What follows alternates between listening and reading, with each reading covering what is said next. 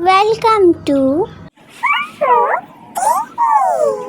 राम प्रताप अपनी पत्नी सखी देवी और 2 पोती के साथ रहता था, रूबी और राखी। कड़कड़ाती सर्द में राम प्रताप रजाई ढूंढने का काम किया करता था। इस उम्र में भी राम प्रताप बहुत मेहनत करता था क्योंकि कमाने वाला कोई भी नहीं था। रजाई ढूंढने से इतने पैसे भी नहीं होते थे, फिर भी राम प्रताप यही करता था क्योंकि राम प्रताप को रजाई का काम बहुत ही अच्छे तरीके से आता था।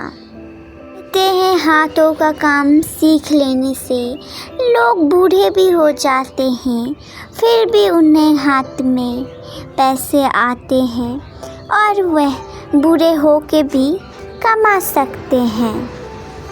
बाहर बहुत कड़कड़ाती ठंड है, मैं आपको कह रही हूँ आज मत जाइए रजाई बेचने। बहुत ही ज़्यादा ठंड है, अगर ठंड लग गई तो फिर डॉक्टर के पास कहाँ से जाएंगे और घर में राशन भी नहीं है, ख़त्म हो गया, लेकिन आज चल जाएगा, थोड़ी बहुत है। नहीं सखी देवी, मुझे काम पर जाना पड़ेगा, मेरी दोनों पोती के स्वेटर लेने हैं, नहीं तो उन्हें बहुत ज़्यादा ठंड लग जाएगी और नए स्वेटर के लिए मेरे पास उतने पैसे नहीं हैं। हाँ माना कि मैं सस्ते खरीद दूँगा, लेकिन सस्ते के लिए भी तो पैसे लगते हैं ना। मैं रजाई ना बेचूँ तो पैसे कहाँ से होंगे, और अभी तो कड़कड़ाती ठंड है ना, रजाई तो बिकेंगे ही, मैं जाता हूँ। राम प्रताप निकल जाता है रजाई बेचने के लिए।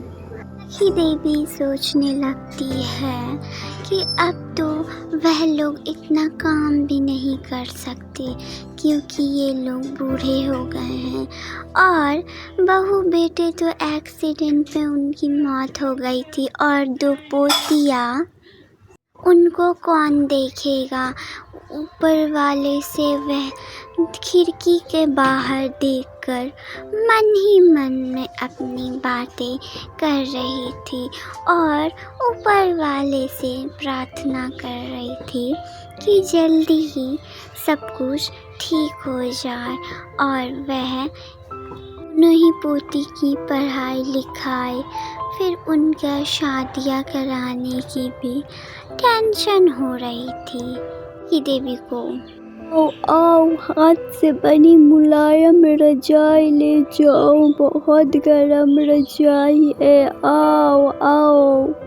अच्छा मुझे ना एक रजाई चाहिए, कितनी दाम है? 300।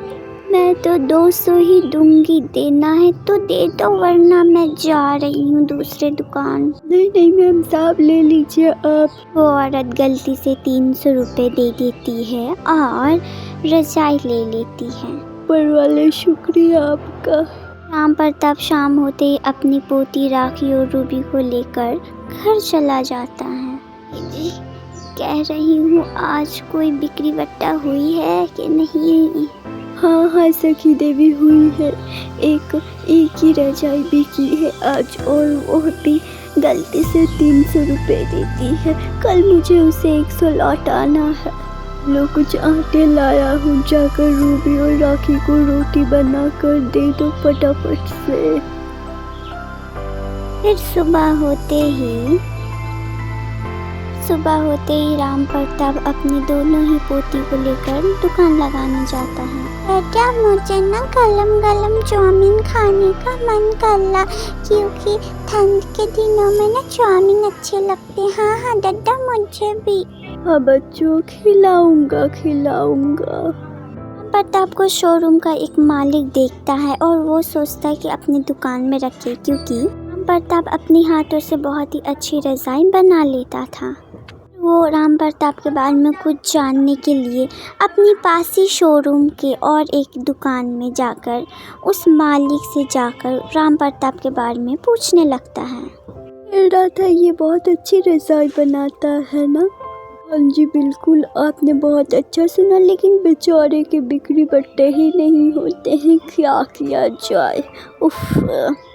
राम प्रताप के बारे में सब कुछ जानने के बाद शेख सोच लेता है कि अब वह अपनी शोरूम में राम प्रताप को रखेगा, क्योंकि राम प्रताप बहुत ही अच्छा और एक और सच्चा आदमी था। उसको देखकर शेख को अपनी दादा की याद आ गई, क्योंकि उसके दादा भी ऐसे ही काम करते थे। फिर वो मेहनत करके आज इतना बड़ा एक शोरूम खोल लिया। एक सोच रहा था, अगर मेरी वजह से किसी गरीब की मदद होगी तो मैं इससे पीछे नहीं हटूंगा, बल्कि उसका साथ दूंगा और उसे कामयाब करूंगा। शेख ये भी देख रहा था कि उसके 2 पोती को वो हर दिन अपने दुकान पर लेकर आया करता था। सोच रहा था, राम प्रताप जैसे ही घर जाएगा मैं भी उसी के घर चला जाऊंगा। शेख सोचता अपनी कार में राम प्रताप को लेकर राम प्रताप के घर चला जाए। फिर वो करता, बात है आज आप इतनी देर से आए और इतने उदास क्यों हैं? कोई बात हुई है क्या? देखो ना, ऊपर वाले ने हमारी मदद करने के लिए किसे भेजा है और ऊपर वाले ने हमारी सुन ली है। क्या बोल रहे हैं आप? सच में मुझे तो सुन के मेरी आंखों में खुशी के आंसू आ गए हैं। बुलाओ जरा उसे, कौन आया है? ओ आप आइए बैठिए बैठिए। तो शोरूम के मालिक है और हमारे घर कैसे आए? मैं ये कहने आया हूँ कि मेरे शोरूम में मैं आपके हस्बैंड को रखना चाहता और हर दिन के 1000 दूंगा। का बहुत बहुत शुक्रिया, ऊपर वाले ने हमारी सुन ली। राम प्रताप को और सखी देवी को बहुत बहुत ज़्यादा खुशी मिलती है। जी, अब काम की कोई टेंशन नहीं है ना? सब कुछ ठीक हो गया? हाँ, चलो हम भी सो जाते। देखो जरा, उन्हें ठंड तो नहीं लग रही ना?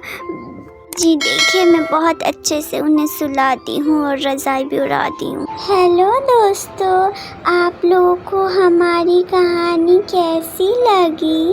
अगर अच्छी लगी हो तो लाइक, कमेंट, शेयर और चैनल को सब्सक्राइब करना ना भूलें और पास में बेल आइकन को ऑल पे क्लिक कर दें हर दिन नई कहानी देखने के लिए। धन्यवाद।